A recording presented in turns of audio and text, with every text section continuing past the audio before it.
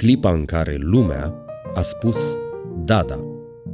Da, da, da, da, da, Dada, anti-Dada. Totul sau nimic. Nu este nicio diferență. De ce? Păi, poate pentru că diferența este doar în noi, iar noi avem capacitatea de a o anula, iar din anulare să creăm ceva. Un ceva pe care noi îl vrem și care nu se supune altor reguli decât cele dorite de noi. Ori, poate chiar nu se supune niciunei reguli, tot pentru că așa vrem noi. Mișcarea Dada a fost evident una radicală, de fapt, de extremă noutate, care a influențat în mod decisiv arta secolului 20. După Dada a urmat curentul suprarealist, bineînțeles a existat o oarecare suprapunere după care cele două mișcări s-au disociat, dar în același timp influența Dada rămâne permanent, aș zice, în timpul secolului 20, regăsibilă în mișcarea Fluxus, anii 60, ulterior curentele neodada reapărute, mai ales în spațiul francez, și de fapt e un spiritul Dada, spiritul ludic, dar în același timp de atitudine de protest politic, de fapt, se revendică de acolo în toate mișcările artei secolului 20 până astăzi. Dada a venit la vreo 2-3 ani după manifestul lui Marinetti futurist, care spunea să incendiem muzeele, să dăm foc, să distrugem. Un act Dada pur, la Andrei Breton îl definește așa: să ieși cu pistolul pe stradă și să împuși la nimereală pe cine prinzi. Pentru că Dada. Pentru că avem libertatea de a ieși din tipare, de a reconfigura totul, de a acorda sensuri și semnificații dincolo de dogme sau, mai bine zis, împotriva dogmelor. Această revoltă, această ridicare contra tradițiilor îi se datorează lui Tristan Tzara și grupului său de prieteni. Tzara s-a născut la Moinești, județul Bacău, în 1896, pe 16 aprilie, numele său adevărat fiind Samuel Rosenstock.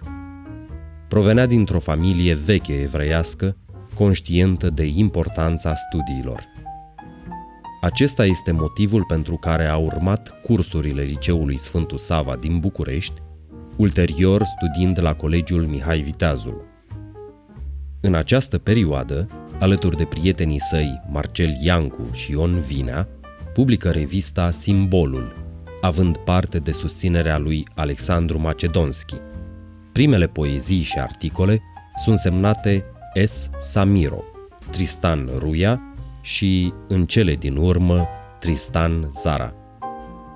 În 1914 se înscrie la Universitatea din București, alegând cursurile de matematică și filozofie, însă la scurt timp decide să plece către Zurich, Elveția fiind locul de refugiu al tinerilor intelectuali care se refugiau din fața ororilor primului război mondial.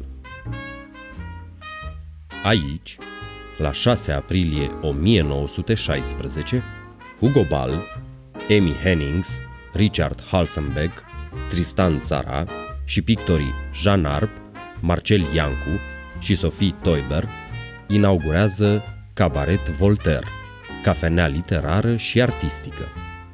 Denumirea a fost atent aleasă, Voltaire fiind acel spirit viu care nu s-a sfiit să treacă peste conveniențele epocii, luându-le în derâdere și criticându-le fără nicio reținere.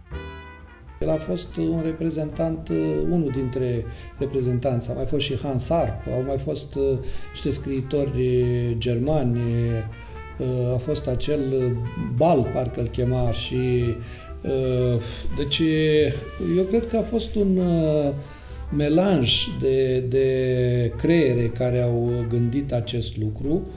Era perioada când în creuzetul acesta care se învârtea în zona Elveția, Paris, Germania, de ce nu, cu expresionismul german, bineînțeles, erau așa numitele curente care durau 5, 6, 10, 15 ani cel mai mult. Adică aici e un lucru care dăunează unui artist, pentru că în momentul când tu ești băgat într-un sertăraș ca suprarealist sau, eu știu, expresionist, și când după 10 ani, 15 ani îți contrazici, znegi opera și treci în altă barcă, lucrurile se schimbă cu toată elasticitatea pe care trebuie să o aibă un artist în momentul în care el își dorește să contribuie un pic la ceea ce se întâmplă în politică, de exemplu, nu? Sau în a fi cetățean a unei cetăți, a unei urbi sau a unei țări sau a unui curent. Și atunci a existat această tendință a artei pentru a încerca să schimbe ceva. În Cabaret Voltaire, se spune, a apărut și numele grupului. Unii presupun că provine din limba română, Țara și Marcel Iancu, pronunțând adeseori da, da. Alții susțin că ar fi vorba de rezultatul înfingerii unui cuțit într-un dicționar francez-german, iar cuvântul la care se oprise lama ar fi fost dada, traducerea în franceză a expresiei căluț din lemn. Ceea ce se știe însă cu siguranță este că dada a apărut la Zurich și a influențat din prima clipă cultura la nivel mondial. Primele încercări dadaiste au apărut în revista Dada, 1917-1919, ulterior fiind publicate Prima aventură celestă a domnului Antipirin în 1916, Manifestul Dada în 1918 și 25 poeme în 1918. Mișcarea Dada a fost, în primul rând, o mișcare de atitudine, de protest politic împotriva primului război mondial, împotriva limbajului și raționamentelor care au făcut posibil războiul la începutul secolului 20. Astfel, artiștii Tristan Țara și, bineînțeles, toți ceilalți membri ai mișcării de la Cabaret Voltaire din Zurich au început prin a ataca acest limbaj, prin a crea un teren fertil pentru regândirea lui, în primul rând pentru un fel de tabula rasa de la care s-ar putea porni, de la care s-ar putea naște o nouă gândire eliberată de toate ideile burgheziei, ideile conservatoare ale elitei care au dus la primul război mondial. Eu cred că dadaismul are foarte multe legături cu timpurile actuale. Adică e vorba de absurdul din dadaism, e vorba de cei care l-au creat, în primul rând, dacă ar fi să ne gândim de ce a apărut Dada. A apărut pentru că exista perioada de după război, o perioadă foarte importantă și în care artiștii voiau să protesteze la un moment dat. Era un protest împotriva artei, de ce nu? Dacă ar fi să ne gândim la Duchamp, nu? La Marcel Duchamp, care ia un closet și îl transformă în fântână, îl semnează, deci, și apoi îl trimite la expoziția de New York, unde a fost foarte bine primit, apoi la o reproducere cu Gioconda lui Leonardo da Vinci, îi face mustăți și sub o altă denumire o trimite și pe aceea într-o expoziție. Iată, așadar, aș spune că artiști care până la apariția acestei mișcări erau artiști, aș spune eu, cu minți, între ghilimele. Dar odată protestul acesta, chiar un protest îndreptat împotriva artei clasice, dacă se poate spune așa. Acest grup multietnic și multicultural a devenit epicentrul unei mișcări care, până astăzi, a șocat toate domeniile artei. Pictura, poezia, arta dramatică, muzica, filmul și fotografia au căpătat noi valențe și au fost abordate dintr-o perspectivă care până atunci părea nu doar neortodoxă, ci chiar imposibilă. De fapt, chiar Tristan Tzara explică modul în care se poate compune o poezie în stil dadaist. Pentru a face o poezie dadaistă, luați un ziar, luați o pereche de foarfeci, alegeți din ziar un articol care să aibă lungimea pe care vreți să o dați poeziei voastre. Decupați articolul. Tăiați cu grijă toate cuvintele care formează respectivul articol și puneți toate aceste articole într-un săculeț. Agitați-l încetișor. Scoateți cuvintele unul după altul, dispunându-le în ordinea în care le veți extrage. Copiați-le cuvincios.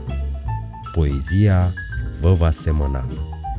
Și iată-vă un scriitor infinit de original și înzestrat, cu o sensibilitate încântătoare, deși se înțelege nu neînțeleasă de oamenii vulgari. Pornind de la aceste rânduri, colajul a devenit de-a lungul timpului un fel de carte de vizită a dadaiștilor, mai ales prin alegerea unor materiale neconvenționale în vederea transmiterii unor mesaje și idei la fel de ieșite din tipare. Însă influența lui Tzara și a colegilor săi a mers mult mai departe. Regăsim dadaismul în creațiile unor Marcel Duchamp, Dali sau De Chirico, Francis Picabia, Max Ernst, Juan Miró, Paul Klee, Pablo Picasso, Henri Matisse, Andy Warhol. De exemplu, vorba renumită a lui Picasso, le contre vient avant le pour. Împotrivă vine mai înainte de pentru. E o afirmație dadaistă. Însă nici Picasso n-a fost propriu-zis dadaist. Deși a mai expus cu dadaiști, dar Dada expunea și cu Brâncuș, de exemplu. Dada spunea așa: și non-Dada este tot Dada. E unul dintre sloganurile lor. Tot un pic anarhie. Adică totul e Dada și cine-i contra e tot dadaist. Contra Dadaului. Deci foarte interesant ca fenomen, foarte interesant. Era ceva cu totul nou și conceptul principal era de fapt de absurd, de nonsens, dar așa cum spunea chiar manifestul Dada, oricine poate fi poet, oricine poate fi artist, dacă jonglează cu cuvintele, dacă jonglează cu materialul existent și îl reconfigurează, îl remodelează în ceva cu totul nou, ceva cu totul diferit. The idea, our interpretation, our feeling, our comprehension of the life was more rich and was open through the Dada. Today and yesterday and the day before yesterday, Dada was an point to run in many different ways. Today we are not doing Dada, but all of us, we have the influence of Dada, because the conceptual art, the land art, ready-made, all aspect of the art actual is coming from the Dada. because until that time was lineal, the history of art. After Dada, they opened in many different ways. În doar 2 ani, Dada era peste tot, din Europa în SUA și chiar în Japonia. Negarea valorilor tradiționale, improvizația, implicarea directă a publicului ajunseseră un etalon. Tristan Tzara se mută la Paris în încercarea de a contribui la instaurarea Dada ca o alternativă reală la școala clasică. În 1924 publică 7 manifeste Dada și susține diferite conferințe și spectacole. Dada is a big point of the history of art because all of us we get a feeling like an open door. The art through the time had been going step by step until Cubism, but after Cubism, Dada give the Cubism broke the step by step, and Dada opened completely the door of the art to the ideas. Înainte de al doilea război mondial, în 1931, publică Omul aproximativ, ilustrația copertei fiind făcută de Paul Klee, considerată prima scriere de maturitate a lui Tzara. Urmează Anticapul, L'Antitet, cu o ilustrație de Picasso, Cereale și probleme, Grain et Issue, cu gravuri de Salvador Dali, Mâna care trece, Le Mans Passé, cu desen de Vasili Kandinsky. Înseamnă foarte mult, atât pentru cultura românească, cât pentru cultura internațională. Deci cumva s-a dezvoltat, dacă vedem ce se întâmplă în ultimul secol apropo de artă și ce se întâmpla un secol în urmă, e total altceva. Deci prin acea negație cumva s-au deschis niște frontiere, noi posibilități ale unora de a experimenta și a găsi noi soluții în dezvoltare. Artistică mă refer. Și e onorabil că s-a întâmplat, deci Cântăia a fost de aici, din această zonă.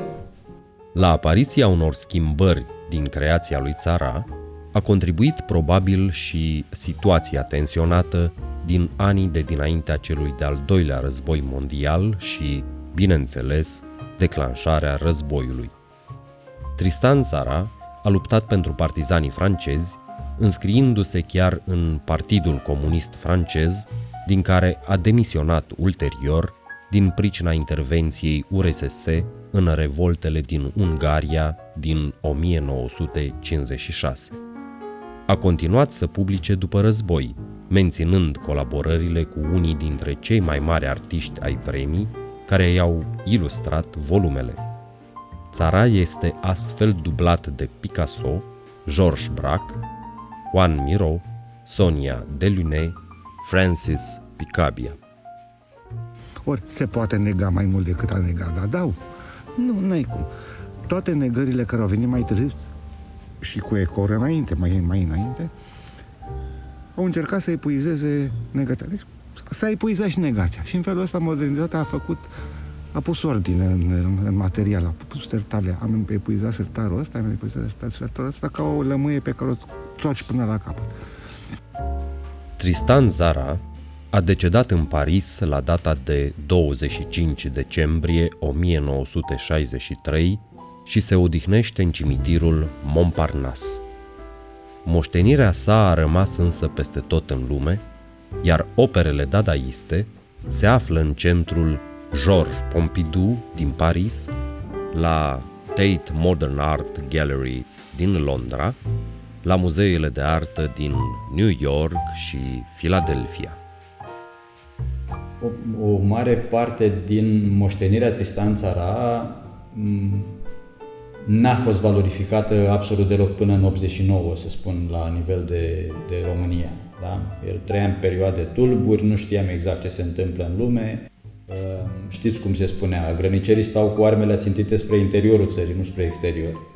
Nu ne interesa, era o valoare decadentă, dadaismul, Tristan Tzara, suprarealismul și așa mai departe.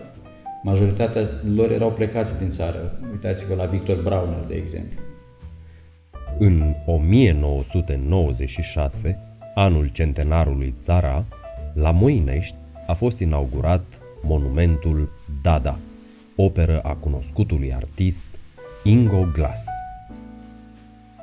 Ansamblul are 25 de metri lungime, 2,6 metri lățime, 10 metri înălțime, cântărind 120 de tone și este o combinație de oțel cu beton. Tot în 1996, Teatrul Municipal Bacovia a pus în scenă un spectacol Dada în regia cunoscutului regizor Dumitru Lazar Fulga. Spectacolul a fost jucat cu succes și în Franța, fiind și acum un reper pentru ceea ce înseamnă Dada. Spectacolul dadaist Fuga al lui Tristan Tzara a fost montat la Teatrul Bacovia din Bacău. A avut șansa să primească o ofertă de prezentare la Paris cu prilejul centenarului Tristan Tzara. La Paris a fost montat și jucat la Centru UNESCO și în sala teatrului de la Ambasada Română din Paris. Prin tot ce a făcut, Tzara a devenit nemuritor. Și nu uitați, acele momente în care vreți să răsturnați lumea sunt momentele în care sunteți dadaiști. Sunt clipele în care lumea spune Dada!